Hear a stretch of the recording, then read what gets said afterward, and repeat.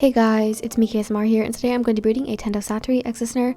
This one is titled When It All Comes to an End, and yeah, without further ado, let's get right on into the video.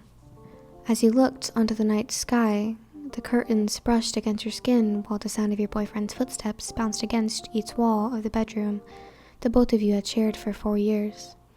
Tendou hummed a song, rubbing his wet hair with a dry towel as he approached the balcony where he sat down, admiring the dark glittered sky that was filled with stars and the moon shining brightly within the side. Your relationship with Tendou had been a wild one. It started in high school.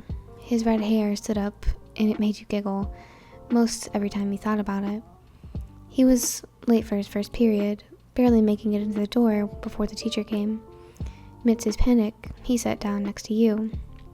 From there on, things started to flow smoothly like waves on a sunny summer day at the beach. Tendou always kept you company in the mornings, talking to you and giving you head pats.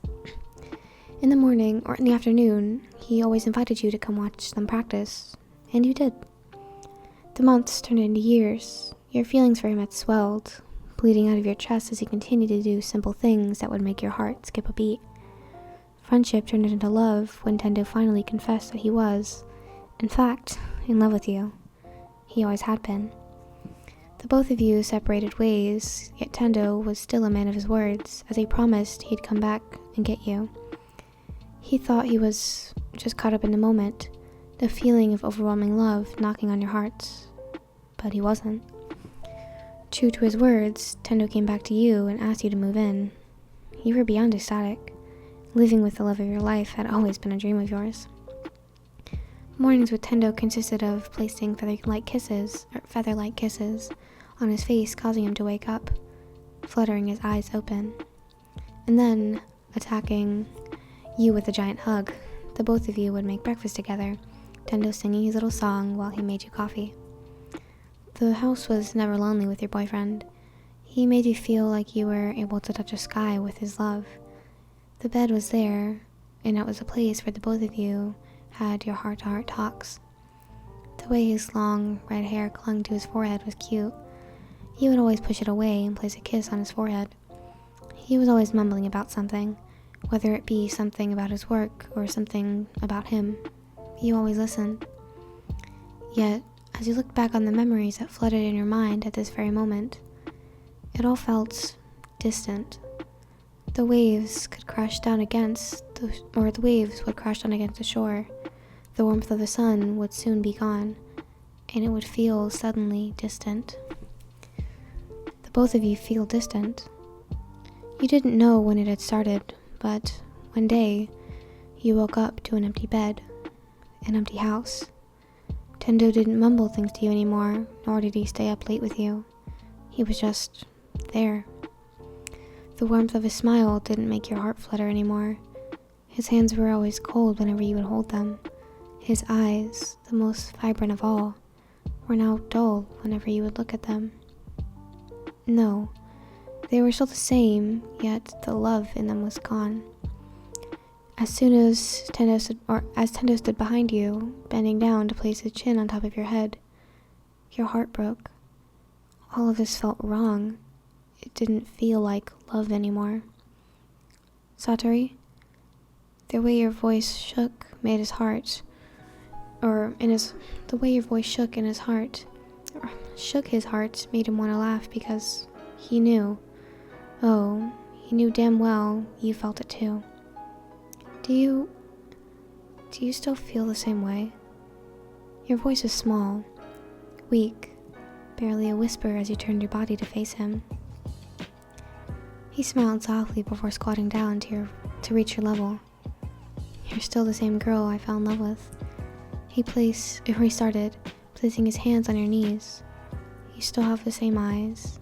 He placed his hand on your cheek, caressing your collarbone or your cheekbone, as a smile painted his pink lips and never faltered. The same nose, the same hair, the same scent, the same laugh. You're still my adorable little peach.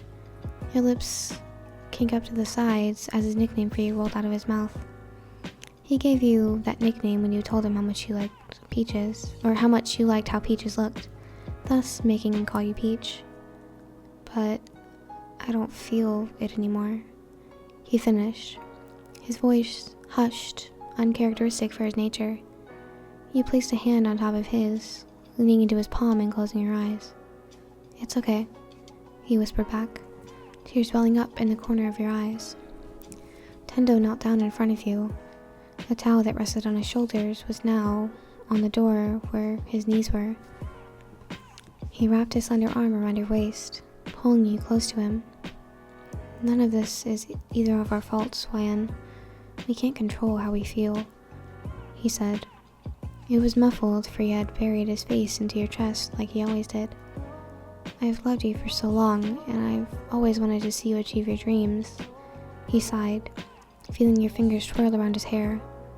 "But if achieving your dreams mean doing it alone, then I'll watch from the sides," he said, looking up to you. You smiled down at the man who made you feel oh so happy, cupping his face with your hands. "I don't want to lose my best friend," you said to him, and he shook his head. "You're not going to lose your best friend. I'll always be your best friend, and you'll always be my favorite girl." You smiled at him, tears streaming down your face as the moonlight illuminated your features. Tendou leaned up, kissing your nose. "It was one hell of a sew, Peach." "Yeah," you nodded. "The best one." The both of you embraced each other, clinging closely onto him as you inhaled his comforting scent. Tendou had always been your home, and he will always be. "I love you, and I still will," you whispered, making him smile through his sad expression. "Thank you for being with me," he said as he kissed your nose again. Everything was silent, tranquil, and just right.